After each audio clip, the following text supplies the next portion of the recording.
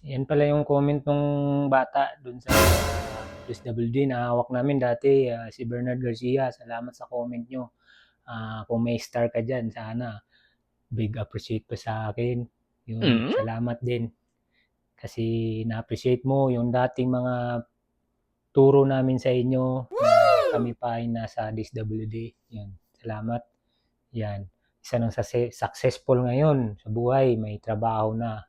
Hindi siya yung dating kalye na pag-alagala lang. Hindi natin alam kung ano yung rason niya bakit pag-alagala sa kalye. Yun, successful na siya ngayon, may trabaho na. Yan, kagaya sa akin, may trabaho rin. Kaya wag mo na akong tawagin na sir. Yun. Rudes na lang, Rudes. Yun, congratulations. Ano ba trabaho mo, Bernard? Contractor? Yeah, by the way, pupunta na ako, magbibenta na ako ng kalakal.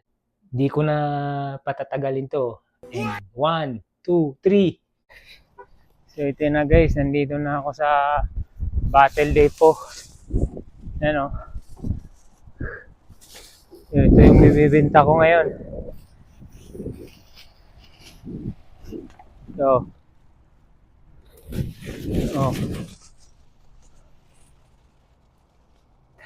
kailangan ko mag-jacket kasi malamig na. Tsaka yung salamin. Kasi pumapasok sa mata ko yung lamig. Nagluluwa yung mata ko. Yeah, shout out.